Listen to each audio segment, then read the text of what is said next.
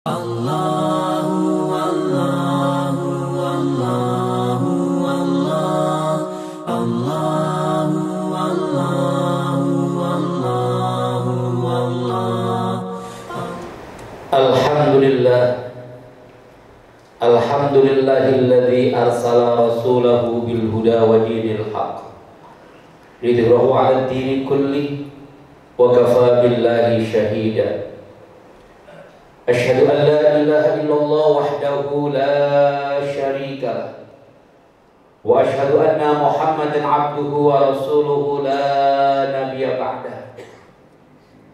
Allahumma shalli wa sallim ala sayyidina wa habibina wa safina wa maulana Muhammadin al-fatih lima ukhliqa wal khatimi lima sabaqa nasiril haqqi bil haqqi wal hadi ila siratikal mustaqim wa ala alihi haqqa qadrihi wa miqdarihil azim. Amma ba'd, fa ya ibadallah, usikum wa nafsi bi taqwallah wa ta'atihi wa rasulihi la'allakum tuflihun. Faqala ta'ala, a'udzu billahi minasy syaithanir rajim. Ya ayyuhalladzina amanu taqullaha haqqa tuqatih wa la tamutunna illa wa antum muslimun. Jamaah salat Jumat yang senantiasa dimuliakan Allah Subhanahu wa taala. Setelah puja dan puji syukur kita panjatkan kepada Allah Jalla Jalaluhu. Salawat dan salam semoga tercurah kepada baginda Rasulullah. Selalunya khatib berwasiat, marilah aktivitas kehidupan dunia yang fana yang sebentar ini senantiasa kita isi dengan meningkatkan ketakwaan kita kepada Allah Subhanahu wa taala dengan takwa yang sebenar-benarnya, dengan menjalankan segala apa-apa yang Allah perintahkan dan meninggalkan segala apa-apa yang Allah larang. Jamaah rahimakumullah, sangat disayangkan masih ada di antara saudara-saudara kita yang punya pemikiran yang beranggapan bahwa persoalan memilih pemimpin adalah persoalan dunia semata. Persoalan memilih pemimpin tidak ada kaitannya dengan urusan agama, dengan urusan akhirat. Padahal dalam Islam tidak boleh ada dikotomi, tidak boleh ada sekularisme dalam urusan ini, bahwa persoalan dunia tidak boleh dipisahkan dengan persoalan agama dan persoalan akhirat. Memilih pemimpin dalam Islam sangat amat erat kaitan dengan urusan agama. Kalau dalam Islam sesungguhnya ketika kita memilih seorang pemimpin, hakikat adalah kita memilih wakil Allah dan wakil Rasulullah di buminya Allah Subhanahu wa taala.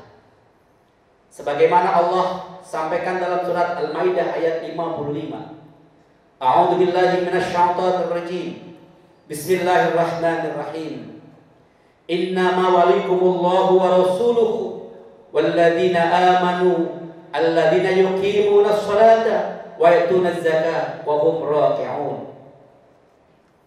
Dalam ayat tersebut dengan amat gamblang dan jelas Allah ingatkan kepada kita semua bahwa persoalan mencari seorang pemimpin, memilih pemimpin adalah persoalan yang besar yang ada kaitannya dengan din dan agama kita.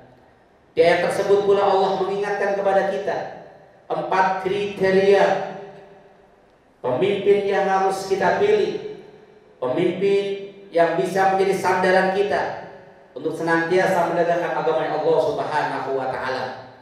Pemimpin yang menjadi walinya Allah, pemimpin yang menjadi wakilnya Allah, sekaligus menjadi wali Rasulullah, menjadi wakil Rasulullah dalam memperjuangkan Islam, dalam memperjuangkan dan senantiasa melanjutkan perjuangan baginda Rasulullah sallallahu alaihi wasallam.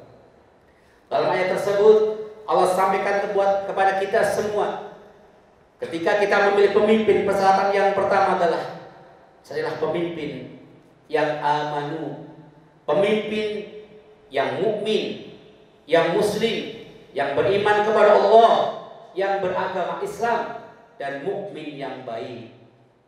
Bagaimana mukmin yang baik? Dalam surat Yusuf ayat 55 pun Allah sampaikan kepada kita bahwa persyaratan mukmin yang baik menjadi seorang pemimpin adalah hafizun dan alim. Orang yang hafiz dan orang yang alim. Orang yang hafiz adalah orang yang senantiasa menjaga integritas, punya kepribadian, amanah, jujur, dan berakhlakul karimah.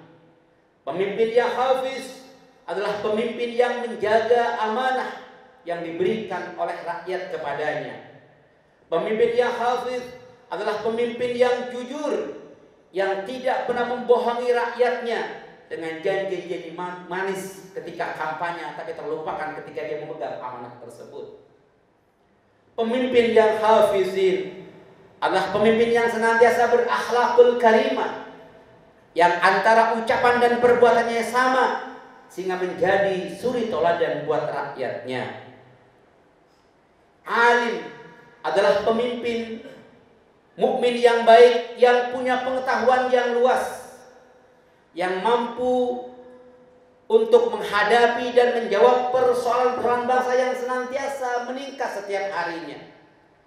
Pemimpin yang alim, pemimpin yang memiliki pengetahuan yang begitu luas sehingga mampu menjawab persoalan-persoalan bangsa dan dunia ini.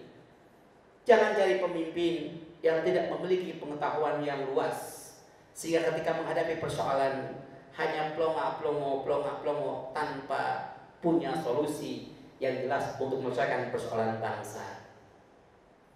Dulu kita pernah pemimpin yang hafiz dan alim, Profesor Dr. B.J. Habibie, yang begitu amanah, yang begitu mampu menyelesaikan persoalan bangsa, sekaligus punya pengetahuan luas sehingga dalam waktu 2 tahun Indonesia ketika itu bisa diselamatkan.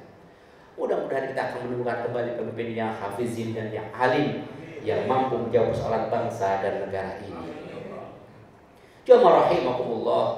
Syarat yang kedua, syarat pemimpin adalah yuqimunas shalah. Dia mau menegakkan sholat, karena sholat adalah tiangnya agama. Sholat adalah pondasi tauhid seseorang. Dengan dia sholat, maka dia pondasi ketauhidan, keimanan sangat kuat. Dia hanya bersandar kepada Allah Subhanahu wa Ta'ala, bukan bersandar kepada yang lain. Kalau dia menegakkan sholat, berarti dia punya tanggung jawab di hadapan Allah Subhanahu wa Ta'ala dan tanggung jawab kepada dirinya sendiri. Jamaah rahimakumullah, orang yang menegakkan sholat akan melahirkan karakter yang disiplin, karena sholat sudah diatur waktunya oleh Allah Subhanahu wa Ta'ala. Orang yang istiqomah menegakkan sholat bahkan muncul karakter yang penuh kedisiplinan dalam menjalankan tugas dan amanah yang diberikan rakyat kepadanya. Syarat yang ketiga bagi seorang pemimpin adalah wa yu'tunaz zakat. Dia senantiasa gemar berzakat, gemar bersedekah. Dia ikhlas dan rela mengorbankan, memberikan apa yang dia miliki untuk kepentingan orang lain. Dia lebih senang memberi daripada diberi. Itulah karakter wa yu'tunaz zakat. Dia lebih mengutamakan bahwa tangan yang di atas itu lebih baik daripada tangan yang di bawah. Orang yang wa yu'tunaz zakat adalah orang yang senantiasa tidak ingin mengumpulkan harta kekayaannya, menumpuk-numpuk harta kekayaannya, bahkan menggunakan uang rakyat untuk kepentingan dirinya, golongannya, partainya, dan kelompoknya saja. Tapi justru dia akan memberikan harta kekayaan negaranya, aset negaranya untuk kepentingan rakyat dan bangsanya. Orang yang terbiasa gemar zakat, gemar sedekah, maka mustahil dia akan korupsi untuk menumpuk kekayaan untuk dirinya, kelompoknya, partainya, dan golongannya saja. Tapi orang yang gemar berzakat, orang yang gemar bersedekah, justru aset-aset negara, sumber daya alam yang ada di negara, dia akan gunakan untuk kepentingan rakyat dan bangsa serta dengan umat Islam pada khususnya. Syarat yang keempat, memimpin bangsa yang besar, memimpin negara yang besar adalah hum raki'un.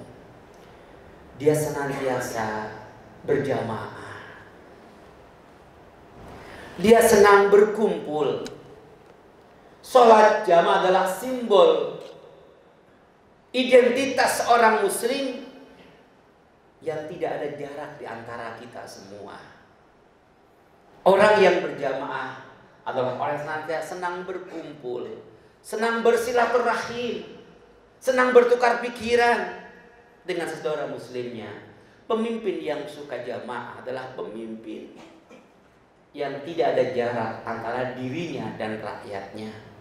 Pemimpin yang senantiasa terjun ke masyarakat untuk mendengar apa-apa yang menjadi penderitaan rakyat, senantiasa peka terhadap apa-apa yang bergejolak dalam masyarakat. Pemimpin yang suka berjamaah adalah pemimpin yang tidak mengenal garis pembatas antara diri dan rakyatnya. Lihatlah bagaimana pemimpin besar Islam Umar bin Abdul Aziz yang tidak segan-segan, tidak malu-malu, tidak sungkan-sungkan menggotong dengan punggungnya sendiri, dengan pundaknya sendiri makanan pokok untuk rakyatnya yang kelaparan. Lihatlah Umar bin Khattab yang tidak pernah tidur setiap malam full satu malam beristirahat, tapi hanya sebagian malam beristirahat dia gunakan untuk terjun ke masyarakat, melihat sendiri bagaimana kejadian-kejadian, fenomena-fenomena yang terjadi di masyarakat. Oleh karenanya, ketika kita diberikan amanah, diembankan amanah, tiful karakter jamaah harus melekat pada diri kita. Ruang antara dirinya dengan rakyatnya harus dibuat agar dia tahu persis bagaimana kondisi masyarakat yang ada di sekitarnya. Jamaah rahimakumullah, itulah 4 kriteria, 4 pemimpin yang bisa menjadi acuan sandaran kita untuk menjadi pemimpin bangsa di tanggal 17 April nanti di hari Rabu. Mudah-mudahan kita menemukan sosok pemimpin yang sesuai dengan ayat Al-Quran tadi, yang senantiasa memiliki mukmin yang kuat, menjaga amanah, berpengetahuan luas, istiqomah dengan sholatnya, senantiasa bersedekah, tidak kikir, tidak bakhil, tidak pelit, tapi suka memberi, dan orang yang senantiasa senang bermasyarakat, senang berkumpul di tengah-tengah masyarakat. Insya Allah ulama-ulama kita yang telah bermusyawarah, bertukar pikiran, beradu argumentasi, membuka Quran dan hadis serta kitab-kitab lainnya, insya Allah rumusan istimewa ulama, rekomendasi istimewa ulama tidak menyimpang dari ayat Allah Subhanahu wa taala, dari hadis baginda Rasulullah SAW. Jika kita memiliki pengetahuan yang terbatas, maka tidak ada salahnya kita tunduk dan patuh kepada hasil istimewa ulama, hasil keputusan ulama yang insya Allah tidak menyimpang dari Quran dan hadis serta istimewa qiyas dan kitab-kitab yang menjadi sandaran ahlus sunnah wal jamaah. Dan mudah-mudahan Allah berikan kemenangan kepada umat Islam Indonesia. Pemilu nanti berjalan penuh kejujuran, tanpa kecurangan, insya Allah melahirkan kedamaian. Dan mudah-mudahan Allah hindarkan orang-orang yang ingin berbuat curang. Allah binasakan kelompok-kelompok yang ingin berbuat curang dan tidak adil untuk kepentingan bangsa dan negara ini. Amin ya rabbal alamin. Dan mudah-mudahan Indonesia menjadi negara yang berkah, senantiasa menjadi baldatun thayyibatun wa rabbul ghafur. Amin ya rabbal alamin. A'udzu billahi minasyaitonir rajim. Bismillahirrahmanirrahim. Wal 'asri innal insana lafi khusr illa alladziina aamanu wa 'amilus shalihati wa tawassaw bil haqqi wa tawassaw bis sabr. Barakallahu li wa lakum fil Qur'anil 'azim wa nafa'ani minal ayatil hakim. Aqulu ma fastaghfiruh innahu huwal ghafurur rahim. Alhamdulillahilladzi ja'ala taqwa libasas salihin. Asyhadu an la ilaha illallah wa asyhadu anna Muhammadar Rasulullah. اللهم صل على سيدنا محمد وعلى آل سيدنا محمد. أما بعد فيا عباد الله اتقوا الله اتقوا الله اتقوا الله حق تقاته ولا تموتن إلا وأنتم مسلمون. فقال تعالى في القرآن العظيم: أعوذ بالله من الشيطان الرجيم، بسم الله الرحمن الرحيم. إن الله وملائكته يصلون على النبي يا أيها الذين آمنوا صلوا عليه وسلموا تسليما. اللهم صل على سيدنا محمد وعلى آل سيدنا محمد كما صليت على سيدنا إبراهيم وعلى آل سيدنا إبراهيم، وبارك على سيدنا محمد وعلى آل محمد كما باركت على سيدنا إبراهيم وعلى آل سيدنا إبراهيم في العالمين إنك حميد مجيد. اللهم صل الصحابة رسول الله أجمعين أبو بكر وعمر وعثمان وعلي بإحسان إلى يوم الدين. اللهم اغفر للمؤمنين والمؤمنات والمسلمين والمسلمات الأحياء منهم والأموات إنك سميع قريب مجيب الدعوات يا قاضي الحاجات. اللهم الحق حق وارزقنا اتباعه وإن الباطل باطل وارزقنا اجتنابه. اللهم انصرنا من القوم الكافرين، اللهم انصرنا من القوم الظالمين، اللهم انصرنا من القوم المنافقين، اللهم انصرنا من القوم الجاهلين. ربنا آتنا في الدنيا حسنة وفي الآخرة حسنة وقنا عذاب النار. عباد الله إن الله يأمر بالعدل والإحسان ويذكر وينهى عن الفحشاء والمنكر والبغي يعظكم لعلكم تذكرون واشكروه على نعمته الصلاة. Assalamualaikum. Bersama Saling Sapa TV.